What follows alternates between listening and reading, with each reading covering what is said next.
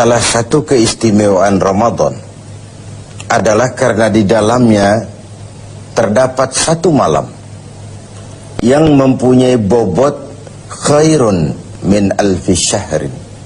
Satu malam tetapi lebih baik daripada 1000 bulan. Kita sebut itu sebagai Lailatul Qadar. Kapan sih Lailatul Qadar itu? Dan bagaimana kita harus menyikapinya? Sepakat sebagian besar para ulama berdasarkan riwayat dari hadis bahwa Lailatul Qadar itu jatuh pada malam-malam ganjil, salah satu dari malam-malam ganjil di 10 yang akhir dari bulan Ramadan. Bisa dia tanggal 21, 23, 25, 27, 29 di malam-malam ganjil dari 10 yang akhir. Inilah rahasia kenapa baginda Rasul kalau sudah masuk 10 yang akhir dari Ramadan, hamparkan, sing-singkan lengan baju, hamparkan sajadah, dan lebih banyak di masjid ketimbang di rumah. Ini bedanya baginda Rasul dengan kita. Kita sudah memasuki 10 yang akhir, gulung sajadah. Tengok 10 yang akhir, barisan tarawih di masjid mulai mengalami kemajuan. Orangnya makin susut. Sudah berpikir mudik, sudah berpikir beli pakaian baru, sepatu baru, baju buat anak, oleh-oleh buat orang tua, sehingga konsentrasi ibadah buyar. 10 yang akhir Rasulullah sing-singkan lengan baju, hamparkan sajadah, lebih banyak di masjid ketimbang di rumah. Nah, mereka tentu yang ingin mendapatkan Lailatul Qadar, menemukan Lailatul Qadar, harus sudah berniat dan berjaga-jaga sejak awal Ramadan. Jadi tidak bisa pakai ilmu untung-untungan. 20 Ramadan tidak tarawih, 21 berangkat ke masjid, 22 libur lagi, 23 masuk. Kenapa? Wah, ini malam ganjil. Tidak seperti itu moralitasnya. Dia berjaga-jaga sejak awal Ramadan untuk mendapatkan Lailatul Qadar ini. Bagaimana kita harus menyikapi Lailatul Qadar ini?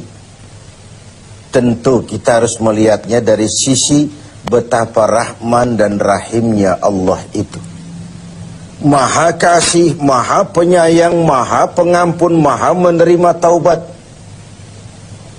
Umat-umat terdahulu sebelum kita diberikan umur yang relatif panjang. Nabi Adam 2000 tahun, Nabi Nuh 950 tahun. Rata-rata umatnya ya sekian itu umurnya. Jadi secara hitung dagang, kalau 300 tahun mereka bergelimang dosa, kan masih punya stok 400 tahun untuk bertaubat. Umpama hitung-hitungannya harus begitu. Kita umat Nabi Muhammad ini, umat terakhir ini, diberikan umur yang relatif pendek.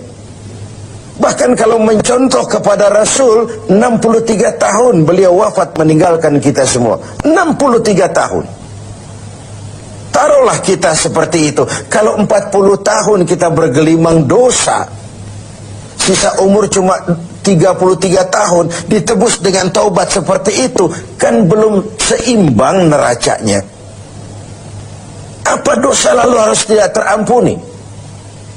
Apa tidak ada peluang untuk melakukan pemutihan terhadap seluruh kesalahan yang pernah kita lakukan? Dari sisi inilah kita melihat makna Lailatul Qadar. Allah yang maha pengasih, Allah yang maha penyayang, seakan tidak langsung saja bilang, "Hei umat Islam, sekalipun umurmu relatif pendek, kau jangan pesimis, kau jangan skeptis. Sekalipun begitu banyak kesalahan kau lakukan, dosa kau tumpuk, dan umurmu relatif pendek, jangan sedih. Aku berikan kepadamu waktu dan tempat yang punya nilai spesifik. Waktu dan tempat yang punya nilai istimewa. Tugasmu memanfaatkan peluang yang diberikan itu. Itu sebabnya ada penggandaan nilai pahala. Solat berjamaah pahalanya 27 kali lipat daripada solat sendiri. Beribadah di hari Jumat mendapat tambahan pahala. Solat di Masjidil Haram di Mekah 100.000 kali pahalanya ketimbang di masjid-masjid biasa. Itu tidak lalu berarti sudah solat di sana lalu berhenti lagi solat di mana-mana karena merasa sudah banyak stok, sudah punya banyak devisa. Bukan itu pengertiannya. Ada ruang dan waktu yang punya nilai istimewa. Kalau kita pandai memanfaatkannya, maka nilai lipat kelipatan dari ibadah kita itu diberikan oleh Allah Subhanahu wa ta'ala.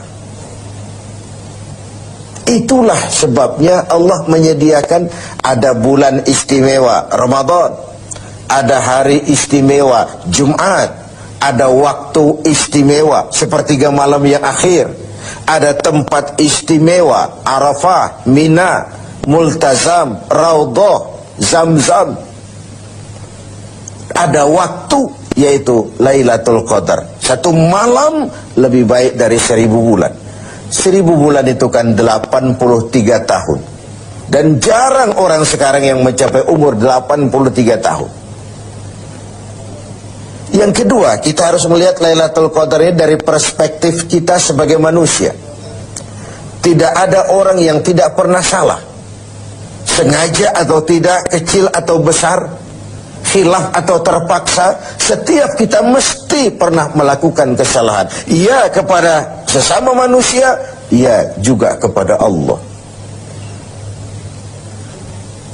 Salah kita kepada Allah, kita bertaubat langsung kepadanya. Sampai-sampai di hadis kursi dikatakan, "Lau amiltumul khataya hatta mala'atis sama, thumma nadimtum fataballahu alaikum." Kalaupun kamu berbuat dosa, penuh langit dengan dosamu, kemudian kamu menyesal, bertaubat, Allah pasti akan menerima taubat kamu.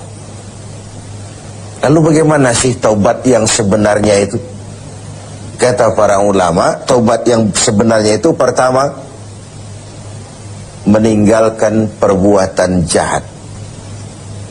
Yang kedua, berjanji tidak akan pernah mengulanginya lagi. Yang ketiga, menyesal pernah melakukannya. Inilah 3 syarat utama. Pertama, meninggalkan perbuatan jahat itu. Bertaubat dari minuman, tinggalkan total. Bertaubat dari judi, tinggalkan total. Bertaubat kepada Allah dari melakukan maksiat, tinggalkan secara total. Meninggalkan perbuatan jahat.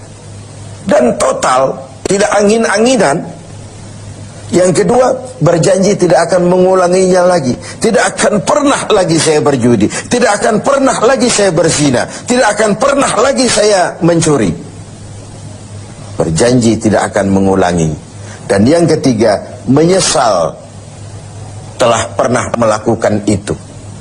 Bukankah kadang-kadang kita berkata, saya sekarang sudah tua, dulu waktu muda saya sudah puas. Bukan menyesal, puas. Sekarang saya sudah tua, dulu waktu muda sudah puaslah saya. Sudah pokoknya sudah puas. Bukan puas yang diminta, menyesal. Kenapa dahulu begitu? Kenapa telah melakukan itu? Inilah makna taubat yang sebenarnya.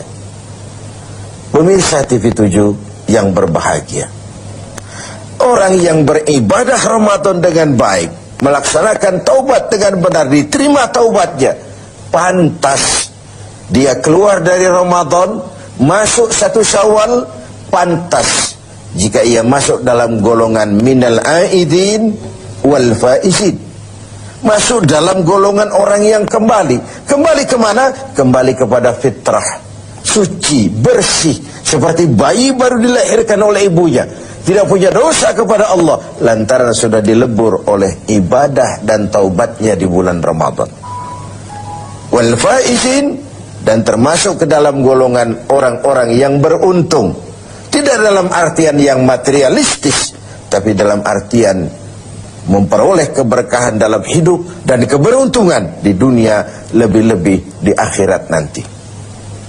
Inilah Ramadan, di mana kita selalu mencari nilai tambah dari setiap amal yang kita lakukan, karena umur yang diberikan relatif pendek, dosa yang kita kerjakan relatif banyak. Kalau neracanya tidak diimbangi dengan upaya mencari nilai tambah tadi, boleh jadi tidak akan ada keseimbangan dalam neraca hitung-hitungan kita di hadapan Allah Subhanahu wa ta'ala. Padahal seimbang saja sudah rugi. Kita ingin masuk dalam fa'amman sakulat mawazinuhu, orang yang berat timbangan kebaikannya, bukan yang berat timbangan kejahatannya. Adanya nilai keseimbangan ini akan membawa kita kepada keberuntungan di padang mahsyar kelak, di pengadilan Qadhi Rabbul Jalil.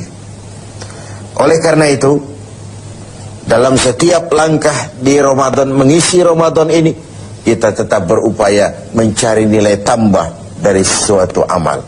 Dan amalan itu bagaimanapun baiknya sudah kita kerjakan, tetap mengacu kepada fa'idha farauta fansab. Kalau sudah selesai kau kerjakan satu perbuatan, sing-singkan lengan bajumu, bersiaplah untuk tugas berikutnya. Tidak ada puas, tidak ada prestasi puncak.